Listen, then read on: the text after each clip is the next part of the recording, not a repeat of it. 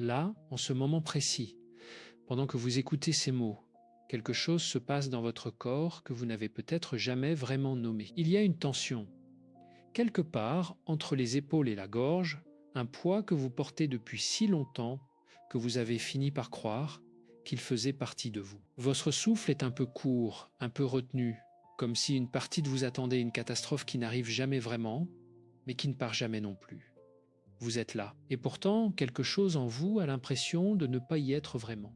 À Vert, il faut s'arrêter un instant sur cette sensation parce qu'elle est au cœur de tout ce que nous allons traverser ensemble aujourd'hui. Cette impression de vivre à côté de sa propre vie, de regarder les jours défiler comme on regarde un film dont on ne comprend plus vraiment l'intrigue. Vous vous levez, vous accomplissez, vous répondez, vous courez, et le soir, en posant la tête sur l'oreiller, il y a ce silence étrange qui vous demande « Est-ce que c'est vraiment ça, tout ça ?» Lao Tzu, ce sage dont la pensée traverse les millénaires avec une grâce absolue, avait compris quelque chose de fondamental que la psychologie moderne ne fait que commencer à mesurer avec ses instruments. Il avait compris que l'être humain, lorsqu'il force, lorsqu'il pousse, lorsqu'il résiste, lorsqu'il s'agrippe, crée précisément les conditions qui éloignent ce qu'il cherche le plus. Il appelait cela le wu-wei, l'action sans forcement, le mouvement qui naît du non-mouvement. Et Christophe André, à travers ses années de clinique, ses heures passées aux côtés de patients brisés, de familles épuisées, d'âmes qui ne savaient plus comment respirer, a découvert la même vérité sous un autre nom. La vraie question n'est pas de savoir comment attirer davantage. La vraie question est de comprendre pourquoi vous repoussez sans le vouloir. Espera parce que cette distinction change absolument tout, et nous allons la traverser ensemble, lentement, avec la tendresse que ce sujet mérite. Il faut d'abord comprendre le contexte dans lequel la plupart d'entre nous vivons, parce que ce contexte est devenu si normal qu'il est devenu invisible. Imaginez une matinée ordinaire. Le réveil sonne à 7 heures. Avant même que les pieds touchent le sol, le téléphone est dans la main, les notifications, les messages, les nouvelles, les urgences. Le corps n'a pas encore eu le temps de sentir le jour, que le mental est déjà projeté dans 10 endroits différents. Le café se prend debout.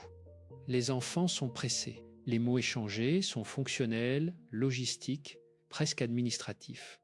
Je t'aime se dit parfois, mais rapidement, entre 2 sacs qu'on attrape et 2 portes qu'on claque. Cette scène, elle est douloureusement commune, et elle se répète chaque jour comme une partition jouée par un musicien qui a oublié pourquoi il aimait la musique. Bueno Christophe André a observé cela des milliers de fois dans son cabinet. Il a vu des hommes et des femmes arriver, épuisés non pas par des traumatismes extraordinaires, mais par l'accumulation silencieuse d'une vie vécue en dehors d'elle-même.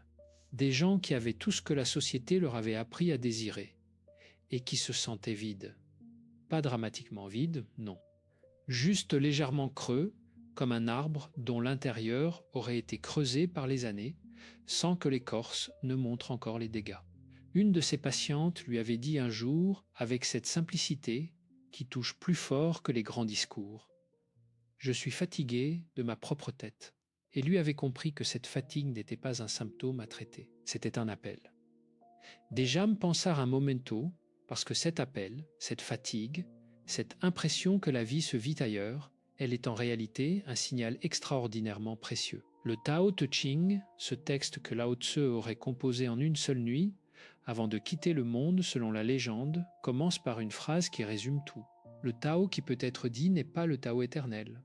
Ce que cela signifie dans la langue de notre quotidien, c'est que la vérité la plus profonde de votre existence ne peut pas être capturée par vos pensées agitées. Elle ne peut être touchée que dans le silence, dans la pause, dans ce moment exact où vous cessez de chercher et commencez simplement à être. Et si cette chaîne touche quelque chose en vous, si vous sentez que ces mots décrivent quelque chose que vous vivez, sachez que vous n'êtes pas seul dans cette expérience.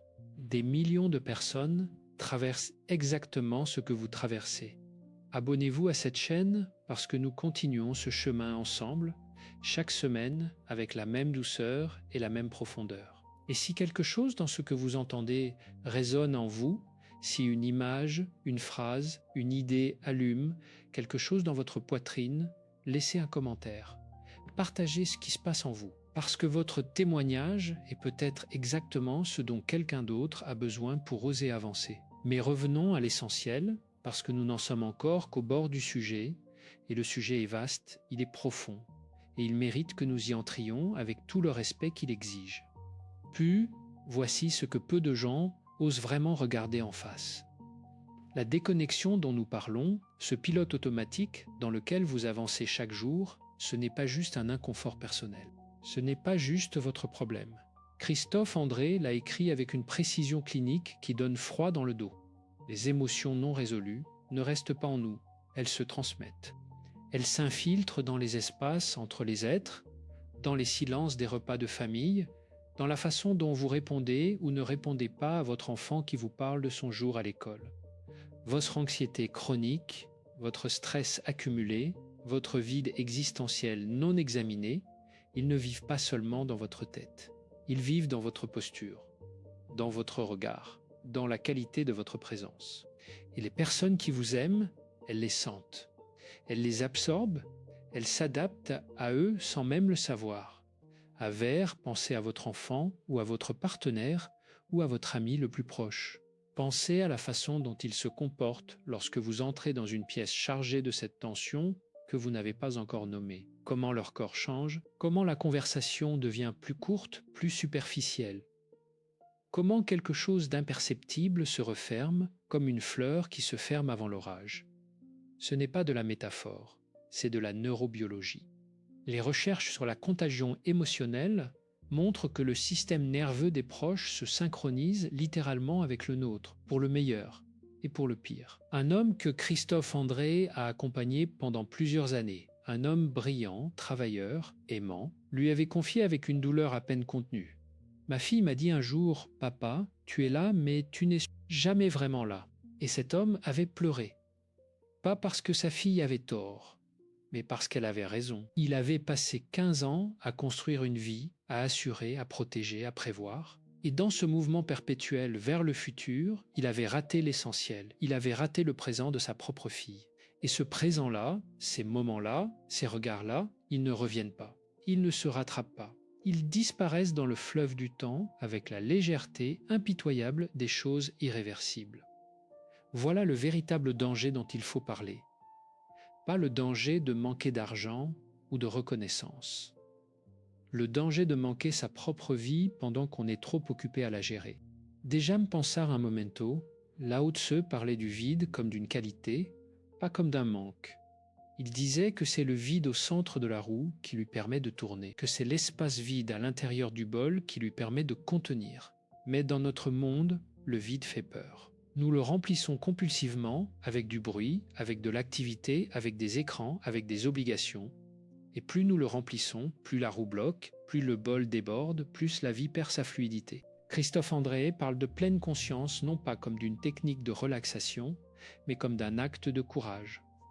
Parce que s'asseoir avec soi-même, vraiment, sans distraction, c'est risquer de rencontrer tout ce qu'on a fui. La tristesse qu'on n'a pas voulu regarder, la colère qu'on a jugée inacceptable, la peur qu'on a transformée en hyperactivité. Ces émotions n'ont pas disparu, elles se sont enquistées. Elles sont devenues des schémas de comportement, des réactions automatiques, des tensions chroniques dans le dos, dans la mâchoire, dans les épaules. Et maintenant, posons la question qui fait vraiment mal. Que se passe-t-il si vous continuez comme ça? Pas dans une semaine, pas dans un mois, dans 10 ans, dans 20 ans. Bueno, imaginez-vous à la fin de votre vie. C'est un exercice que Christophe André propose parfois, avec la douceur et la gravité qui lui sont propres. Imaginez-vous vieux ou peut-être simplement plus vieux, avec derrière vous la carte entière de vos choix. Et imaginez que vous regardiez cette carte et que vous voyez les moments où vous étiez présent, vraiment présent, les moments où vous avez lâché le contrôle et laissé la vie vous traverser, les moments où vous avez dit « je t'aime » en prenant le temps de le sentir. Et maintenant, imaginez les autres moments. Les moments où vous étiez là, mais ailleurs, les conversations que vous avez eues sans vraiment écouter. Les levers de soleil que vous n'avez pas regardés parce que le téléphone était plus urgent. Les larmes de quelqu'un que vous aimez que vous avez à peine remarqué parce que vous étiez trop perdu dans votre propre tempête intérieure. Ce n'est pas une punition que nous décrivons là. c'est une réalité. Et la psychologie de la fin de vie, les travaux de chercheurs comme Bronnie Ware, qui a recueilli les regrets des mourants, nous disent que le regret le plus universel n'est pas « je n'ai pas assez travaillé ». Il n'est pas « je n'ai pas assez gagné ». Il est « je n'ai pas vécu selon ce que j'étais vraiment ». J'ai passé ma vie à répondre aux attentes des autres, à courir après des objectifs que je n'avais pas vraiment choisis, à remettre à demain la vie que je voulais vivre. Demain qui n'est jamais vraiment arrivé. Espera, parce qu'il y a quelque chose de plus profond encore, quelque chose que Lao Tse avait vu et que la physique quantique commence seulement à effleurer. Lorsque vous vivez dans un état de résistance chronique, lorsque votre système nerveux est perpétuellement en mode alerte, votre énergie vibratoire, pour utiliser le langage de la manifestation, se contracte.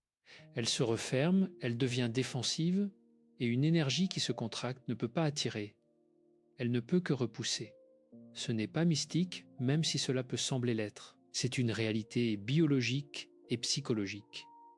Un corps tendu, une conscience étroite, un mental saturé de pensées anxieuses, tout cela crée un filtre à travers lequel vous percevez le monde. Et ce filtre transforme les opportunités en menaces, les coïncidences en danger, les ouvertures en pièges. Vous ne voyez plus les signes du univers parce que vous êtes trop occupé à surveiller les menaces imaginaires que votre amygdale cérébrale fabrique à la chaîne. Puis, Christophe André l'exprime avec cette précision clinique qui est sa marque. Lorsque l'esprit est constamment dans la rumination ou dans l'anticipation anxieuse, il cesse d'être disponible pour le présent. Et le présent, c'est le seul endroit où la vie se passe réellement. Le passé n'existe plus que dans la mémoire. Le futur n'existe pas encore. Il y a seulement ce moment. Et si vous n'êtes pas là, dans ce moment, vous manquez littéralement votre vie. Mais il y a quelque chose d'encore plus insidieux que nous n'avons pas encore nommé.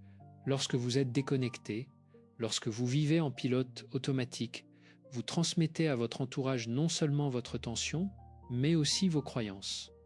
Vos croyances sur ce qu'il est possible de recevoir, vos croyances sur ce que vous méritez, vos croyances sur la façon dont le monde fonctionne. Et ces croyances, votre enfant les absorbe comme une éponge. Il les incarne, il les perpétue. La dette émotionnelle ne se transmet pas seulement par les mots, elle se transmet par le silence, par l'exemple, par la fréquence émotionnelle dans laquelle baigne une maison, une famille, un foyer. Une grand-mère que Christophe André cite dans ses écrits répétait toujours à ses petits-enfants. On ne choisit pas ce qu'on reçoit, mais on choisit ce qu'on transmet. Et ses petits-enfants l'avaient entendu, mais ils n'avaient pas compris, jusqu'au jour où ils l'avaient compris dans leur chair. À Vers, voilà où nous en sommes. Nous avons traversé le malaise, nous avons regardé le danger en face, et maintenant nous sommes prêts, vraiment prêts, pour quelque chose de différent. Parce que l'objectif n'est pas de vous laisser dans la peur. L'objectif est de vous amener, comme Christophe André amène ses patients, de l'autre côté de la peur, là où quelque chose de plus grand vous attend. La loi du mouvement inverse de Lao Tse, ce principe qui s'appelle également le principe de l'inversion ou parfois le retournement du Tao, dit ceci, c'est en cessant de chercher que vous trouvez. C'est en lâchant le contrôle que vous retrouvez le pouvoir. C'est en vous arrêtant que vous avancez vraiment. C'est en devenant vide que vous pouvez être rempli.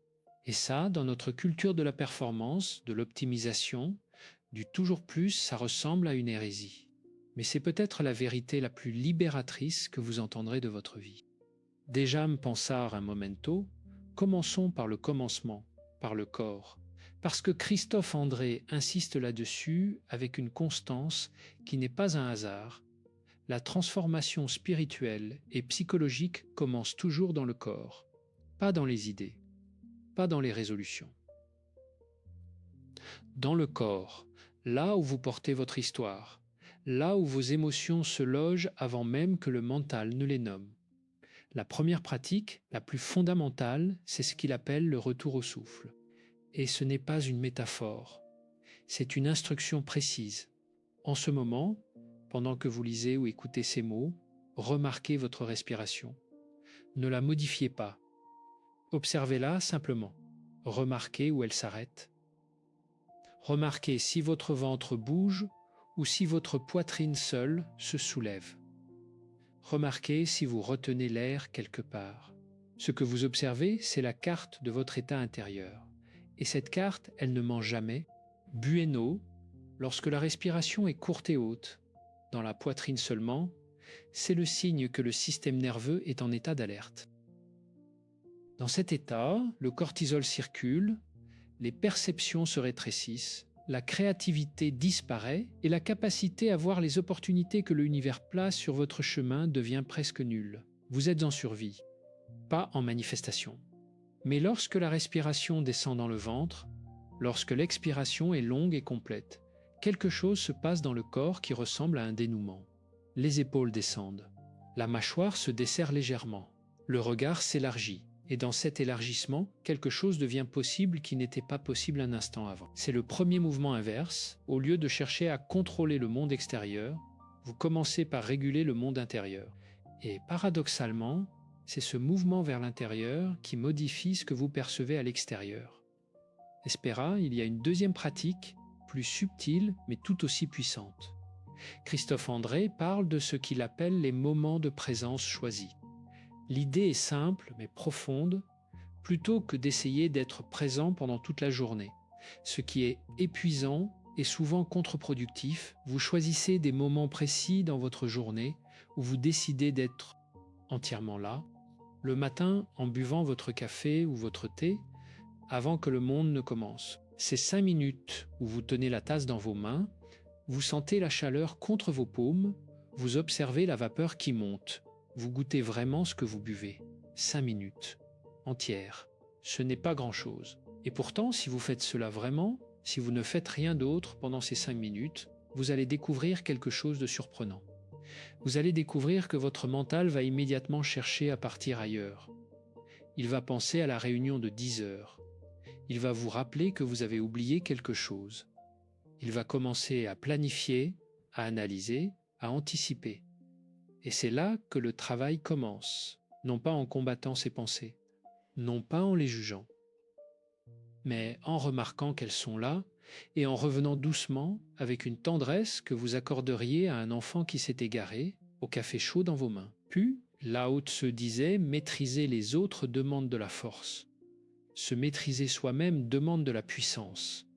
Et cette puissance dont il parle, ce n'est pas la puissance de la volonté qui force et qui brise. C'est la puissance de la conscience qui observe et qui revient, encore et encore, sans se juger, sans se condamner. C'est là que la manifestation commence vraiment. Non pas dans les tableaux de visualisation, non pas dans les affirmations répétées mécaniquement, mais dans cette capacité à revenir, encore et encore, à ce moment précis, à cette présence précise. Parce que le univers, dans la philosophie taoïste et dans la psychologie de la pleine conscience, ne répond pas à ce que vous désirez avec votre tête, il répond à ce que vous êtes avec tout votre être. À Vert, parlons maintenant du lâcher-prise véritable, parce que c'est peut-être le concept le plus mal compris de toute la psychologie spirituelle contemporaine. On croit que lâcher-prise signifie se résigner, on croit que ça signifie ne plus rien faire. On croit que ça signifie accepter passivement ce qu'on ne veut pas. Ce n'est pas ça. Dejam Pensare un momento, Christophe André distingue avec une précision chirurgicale 2 types d'acceptation. Il y a l'acceptation-résignation, celle qui dit c'est comme ça, je ne peux rien y faire et qui cache en réalité une douleur non traitée, une rancœur refoulée, une impuissance déguisée en sagesse. Et il y a l'acceptation-ouverture, celle qui dit « je reconnais ce qui est, je le regarde tel qu'il est, je ne me bats plus contre la réalité, et à partir de là, je peux agir depuis un endroit de clarté plutôt que depuis un endroit de peur. » C'est une différence qui change tout. La première ferme, la seconde ouvre. Et c'est dans cette ouverture que quelque chose d'extraordinaire peut se produire. Parce que lorsque vous cessez de vous battre contre ce qui est, une énergie énorme se libère, une énergie que vous utilisiez à résister, à fuir, à contrôler et qui maintenant est disponible pour créer. Beno, Lao Tse l'exprimait ainsi. L'eau ne force pas. Elle coule autour des obstacles. Et pourtant, avec le temps, c'est l'eau qui creuse le roc. La douceur vaincra la dureté. La flexibilité vaincra la rigidité.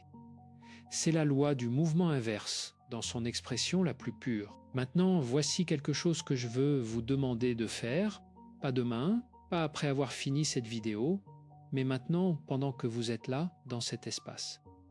Pensez à quelque chose dans votre vie contre quoi vous vous battez, une situation, une relation, une partie de vous-même, quelque chose que vous voulez changer de force, que vous voulez pousser, que vous voulez contrôler. Sentez dans votre corps comment cette résistance se manifeste. Peut-être une contraction dans le ventre, peut-être une rigidité dans la nuque, peut-être un souffle qui se retient. Maintenant, sans changer la situation, sans décider que c'est acceptable, juste pour un instant, cessez de résister. Relâchez la contraction. Laissez votre souffle descendre. Remarquez ce qui se passe. Ce que vous venez de faire, c'est le premier geste de la loi du mouvement inverse. Espera, il y a une troisième pratique que Christophe André appelle la gratitude contemplative et qui est fondamentalement différente de la gratitude que la culture du développement personnel nous a vendue sous forme de liste à cocher le soir avant de dormir. La gratitude contemplative n'est pas une liste. Ce n'est pas un exercice mental. C'est une posture du regard. Elle consiste à s'entraîner progressivement à percevoir la beauté ordinaire, la lumière de fin d'après-midi sur un mur, le son de la pluie contre une fenêtre, le sourire d'un inconnu dans le métro. Ces petites choses que nous traversons chaque jour sans les voir parce que notre mental est déjà ailleurs, déjà dans la prochaine tâche, déjà dans la prochaine inquiétude. Et pourquoi est-ce que cela a à voir avec la manifestation? Pourquoi Lao Tse parlait-il de cela?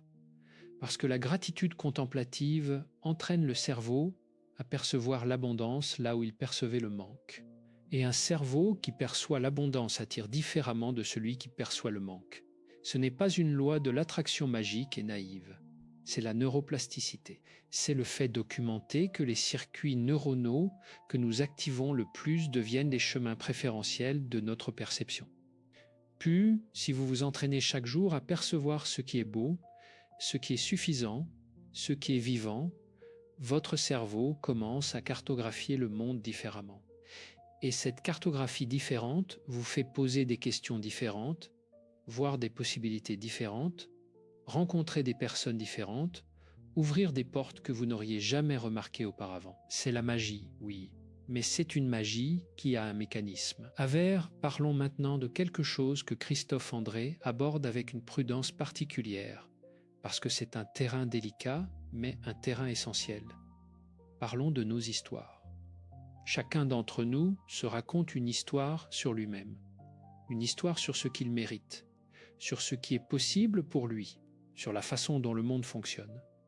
Et la plupart du temps, ces histoires ont été écrites non pas par nous, mais pour nous, par nos expériences d'enfance, par les messages reçus de nos parents, par nos premières blessures et nos premières défaites.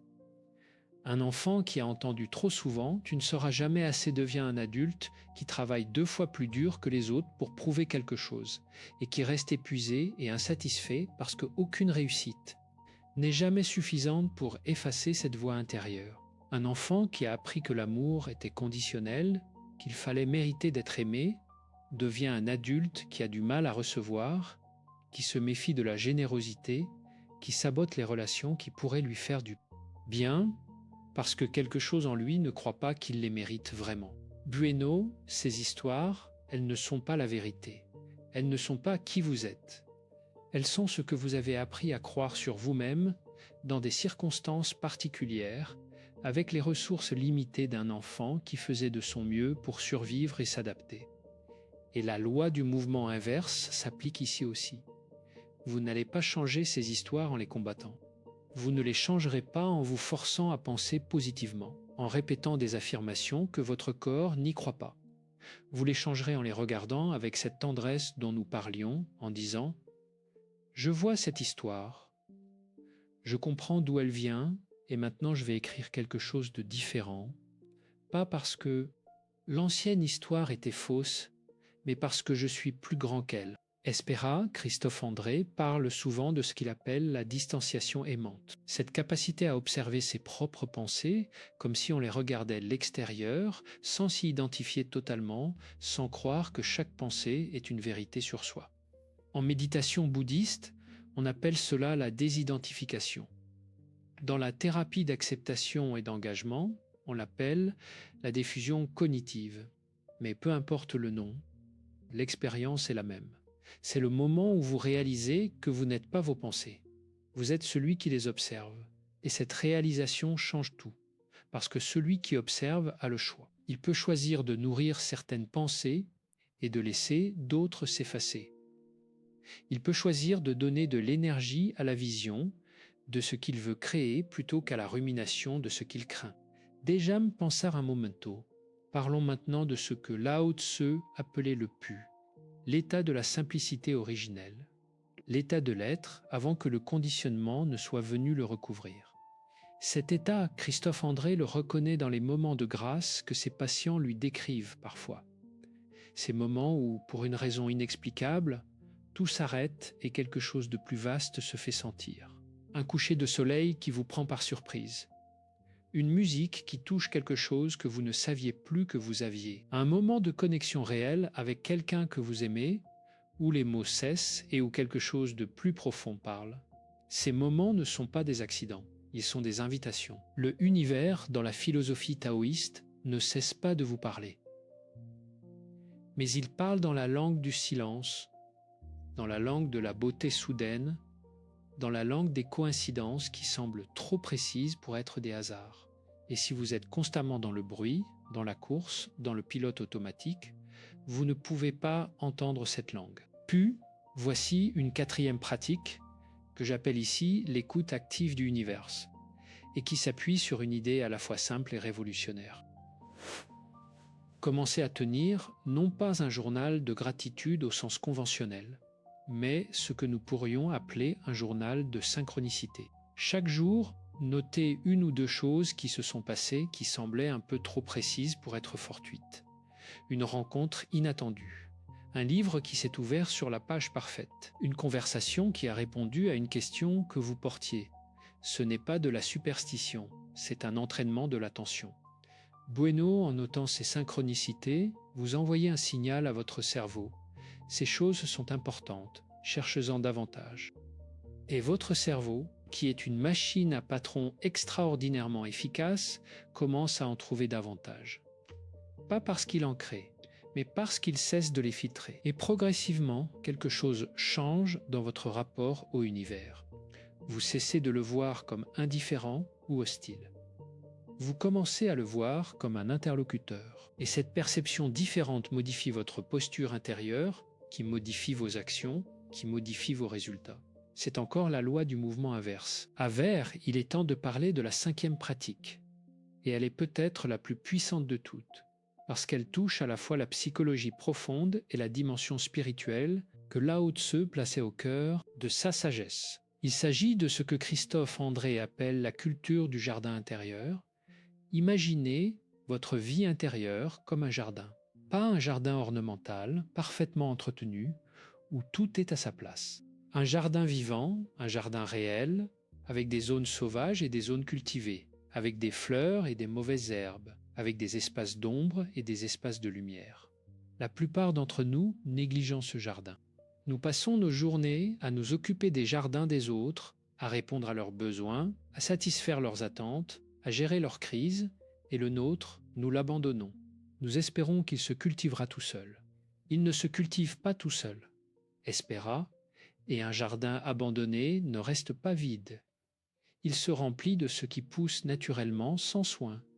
La rumination, le ressentiment, l'anxiété, la comparaison, le doute. Ces plantes-là sont robustes. Elles n'ont pas besoin d'être cultivées pour prospérer. Elles prospèrent dans le manque d'attention, dans le manque de présence, dans le manque de tendresse envers soi-même. Cultiver votre jardin intérieur, c'est prendre le temps, chaque jour, même 5 minutes, même 10 minutes, de vous asseoir avec vous-même. Pas pour résoudre quoi que ce soit, pas pour analyser, pas pour planifier. Juste pour être là, avec vous-même, comme on s'assierait avec un ami qu'on aime et qu'on n'a pas vu depuis longtemps. Et dans cette présence à soi-même, quelque chose commence à pousser que vous n'attendiez plus. Quelque chose comme la confiance, quelque chose comme la douceur, quelque chose comme la certitude tranquille que vous êtes à votre place dans ce univers, que vous avez votre rôle à jouer et que ce rôle n'est pas de vous épuiser à prouver votre valeur, mais de vous épanouir à l'exprimer. Déjà, me pensar un momento, il y a quelque chose que Christophe André a observé dans sa pratique clinique et qui mérite qu'on s'y arrête avec la même gravité que tout ce qui précède. Il a observé que les personnes qui souffrent le plus de désalignement, les personnes qui sont les plus loin d'elles-mêmes, sont souvent celles qui ont le plus peur de se retrouver seules avec elles-mêmes. Pas la solitude sociale, pas l'isolement. La solitude intérieure, ce moment de silence où il n'y a plus rien pour distraire, plus rien pour occuper, plus rien pour fuir. Et il a compris que cette peur n'est pas une faiblesse, c'est une blessure. La blessure d'un être qui, à un moment de son histoire, a rencontré lui-même et n'a pas aimé ce qu'il a trouvé. Ou plus exactement, d'un être qui a cru, sur la base de ce qu'on lui avait dit ou de ce qu'il avait vécu, qu'il ne méritait pas d'être aimé tel qu'il était. Et cette blessure-là, elle est peut-être la racine de tout le reste. De la course effrénée, de la surperformance, du besoin de contrôle, de l'incapacité à recevoir, de la difficulté à croire que l'univers pourrait avoir quelque chose de beau en réserve pour vous. Puis, la guérison ne viendra pas de la performance. Elle ne viendra pas de la sagesse lue dans les livres, même les plus beaux.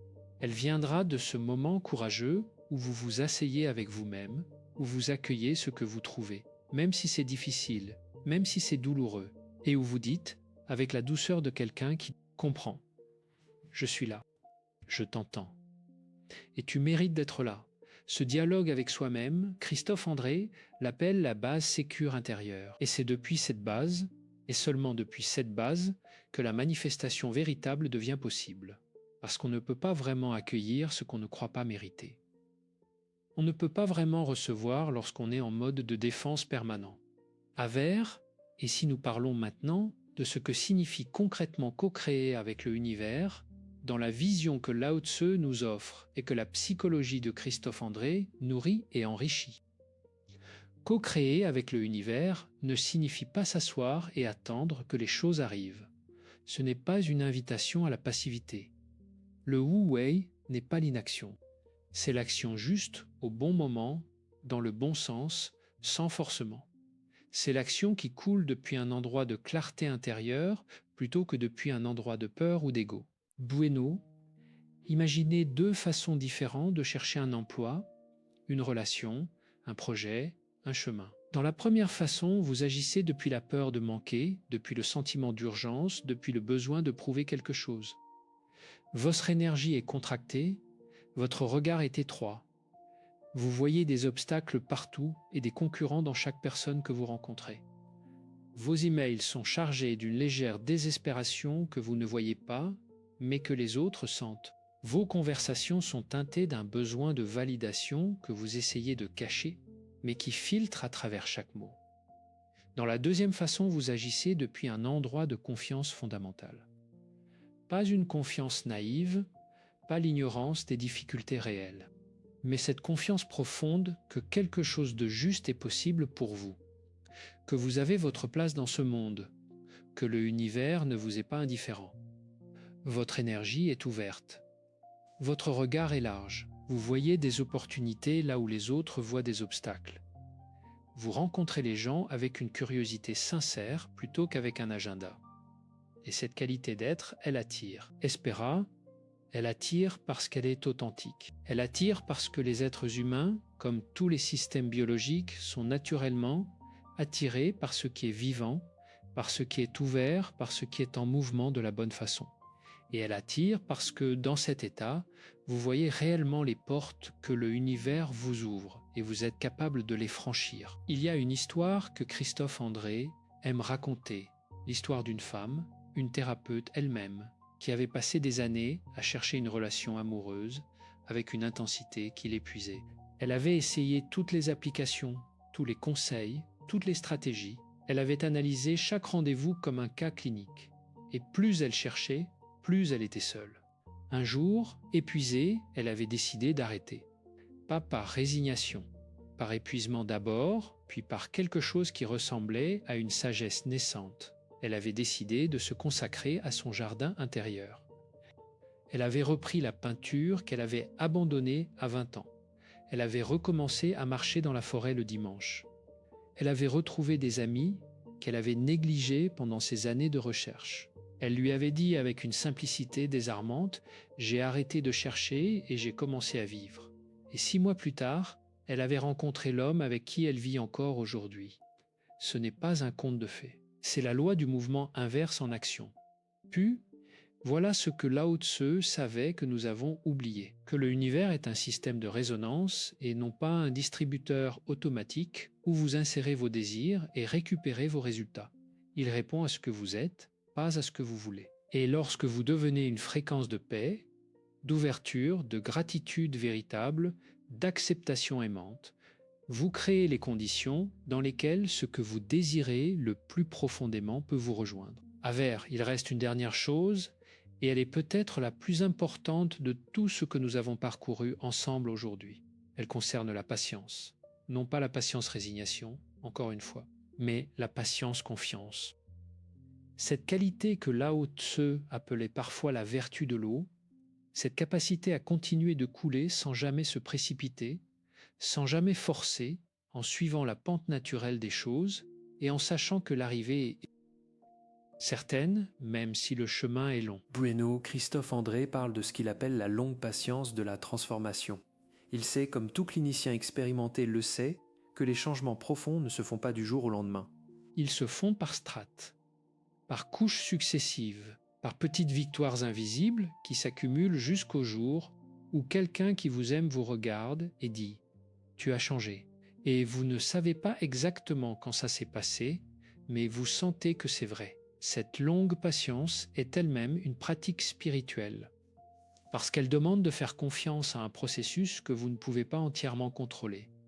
Elle demande de lâcher le besoin de voir des résultats immédiats. Elle demande d'agir bien, de vivre bien, de vous soigner bien, non pas parce que vous voulez une récompense rapide, mais parce que c'est aligné avec ce que vous voulez être. Et c'est là que la loi du mouvement inverse atteint sa plénitude. Espéra parce que dans cet état de confiance tranquille, de patience aimante, d'action juste sans forcement, quelque chose commence à se produire que vous ne pouvez pas tout à fait expliquer. Des portes s'ouvrent, des rencontres se font, des ressources apparaissent, des idées surgissent dans le silence du matin avec une clarté que vous n'aviez plus depuis longtemps. Et vous réalisez que vous n'avez pas forcé tout ça, que vous ne l'avez pas construit avec votre ego, que quelque chose de plus grand que vous a collaboré avec vous pour l'amener dans votre vie. C'est ce que les sages appellent la grâce, et la grâce ne se force pas, elle s'accueille. Dejam pensar un momento. Nous sommes arrivés au moment de rassembler tout ce que nous avons traversé. Et avant de le faire, je veux vous poser une question. Pas pour que vous y répondiez à voix haute, mais pour que vous la portiez avec vous, longtemps après que cette vidéo sera terminée. La question est celle-ci. Si vous pouviez vivre les prochains 10 ans depuis l'endroit de paix, d'ouverture et de confiance dont nous avons parlé aujourd'hui, à quoi ressemblerait votre vie? Pas ce que vous auriez, pas ce que vous accompliriez. Comment vous vous sentiriez? Comment vous seriez présent à ceux que vous aimez? Quelle qualité d'être vous auriez cultivé? Puis, c'est ça, la vraie manifestation. Ce n'est pas une liste de désirs. C'est une façon d'être dans le monde. Et cette façon d'être, elle est disponible pour vous. Maintenant, pas demain. Pas quand vous aurez résolu tous vos problèmes. Pas quand vous serez enfin assez guéri ou assez sage ou assez prêt. Maintenant, dans ce souffle, dans ce moment. Dans cette décision de regarder votre vie intérieure avec la même tendresse que vous accorderiez à ce que vous aimez le plus au monde. Voici les pratiques que vous pouvez commencer dès aujourd'hui et je veux les traverser avec vous une dernière fois, lentement, parce qu'elles méritent d'être gravées, non pas dans la mémoire, mais dans le corps. La première est le retour au souffle. Chaque fois que vous sentez la tension monter, chaque fois que le pilote automatique s'enclenche, une seule expiration longue et consciente. Rien d'autre, juste ça. Et remarquez ce qui change dans votre corps. La deuxième est les moments de présence choisis, 5 minutes le matin avec votre café ou votre thé, entièrement là, sans téléphone, sans planification. Juste vous et le moment présent dans sa simplicité absolue. La troisième est la gratitude contemplative. Un regard par jour posé sur quelque chose d'ordinairement beau, la lumière, un son, un visage, et la prise de conscience, même fugace, que cette beauté existe et que vous avez eu la grâce de la voir. La quatrième est le journal de synchronicité. Notez chaque jour une chose qui a semblé trop précise pour être un hasard. Et laissez cela éduquer votre attention vers l'abondance de signes que l'univers dépose sur votre chemin. La cinquième est la culture du jardin intérieur. 10 minutes par jour avec vous-même, pas pour résoudre, pas pour analyser, juste pour être là, avec la partie de vous qui a besoin de votre présence plus que de toute autre chose. Bueno est au-dessus de tout cela, la pratique qui contient toutes les autres, la longue patience de la confiance. Faire confiance que si vous semez ces graines chaque jour, avec soin, avec douceur, avec constance, quelque chose va pousser que vous n'aurez pas eu besoin de forcer, quelque chose qui vous ressemble vraiment, quelque chose qui est aligné non pas avec ce que la peur vous a appris à vouloir, mais avec ce que votre âme la plus profonde sait qu'elle est venue chercher. Lao Tse disait « Connais les autres et tu seras intelligent. Connais-toi toi-même et tu seras illuminé. Maîtrise les autres et tu seras puissant. Maîtrise-toi toi-même et tu seras invincible. » Espéra, cette invincibilité dont il parle n'est pas la dureté, elle n'est pas l'imperméabilité, elle est la flexibilité de l'eau, la capacité à être touché sans être brisé, la capacité à plier sans rompre, la capacité à traverser les difficultés sans perdre la qualité de votre présence et la profondeur de votre paix. Et Christophe André, dans sa salle de consultation, dans ses livres, dans sa propre pratique méditative qu'il partage avec une humilité rare, cherche exactement la même chose. Non pas à supprimer la souffrance parce que la souffrance fait partie de la vie et que la nier serait une autre forme de violence envers soi-même, mais à changer notre rapport à elle, à la traverser avec grâce. À en faire, parfois, comme les traditions de sagesse nous l'enseignent, une porte plutôt qu'un mur. Puis, vous qui êtes là, qui avez eu la sagesse et le courage d'offrir ce temps à votre vie intérieure, sachez que ce geste lui-même est déjà un acte de manifestation. Vous avez dit au univers « Je m'investis dans ma propre transformation. Je prends au sérieux mon propre épanouissement. Je suis prêt à regarder, à lâcher, à cultiver, à accueillir. » Et l'univers entend cela. Il répond toujours, pas nécessairement de la façon que vous attendiez, souvent de la façon dont vous aviez le plus besoin. À Vers, il y a une dernière chose que Christophe André a dite dans un de ses livres, et je vais vous la laisser comme on laisse une graine dans les mains de quelqu'un, avec la confiance qu'elle trouvera son chemin. Il disait que les moments de pleine conscience, les moments de présence réelle, sont peut-être les seuls moments de notre vie où nous existons vraiment, où nous ne sommes pas la somme de notre passé ou l'anxiété de notre futur, mais simplement, magnifiquement, fondamentalement, vivants. Ces moments, ils sont là pour vous. Ils ont toujours été là. Il n'y a rien à construire pour les mériter. Il y a juste à s'arrêter, à respirer et à les laisser être. Bueno, la loi du mouvement inverse de Lao Tse n'est pas une technique. Elle n'est pas un secret réservé aux initiés. Elle est une invitation que la vie elle-même vous fait à chaque instant, à chaque souffle, dans chaque espace de silence que vous avez le courage de ne pas remplir.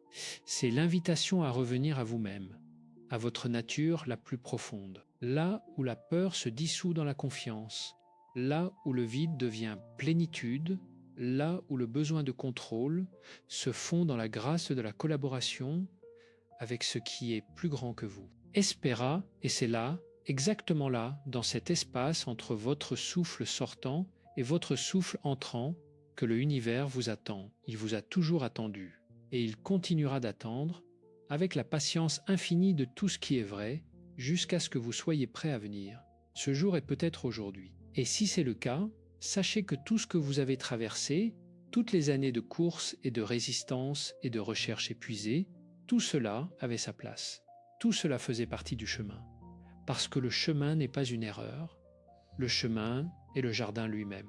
Déjà pensar un momento, et dans ce jardin, chaque expérience, chaque douleur, chaque moment de grâce, chaque rupture, chaque renaissance, tout cela est de l'engrais pour ce qui pousse en vous, pour ce que vous êtes en train de devenir, pour cette version de vous-même qui ne court plus parce qu'elle sait qu'elle est déjà arrivée à l'endroit essentiel, ici, maintenant, dans ce corps, dans ce souffle, dans cette vie qui est la vôtre et qui n'appartient qu'à vous.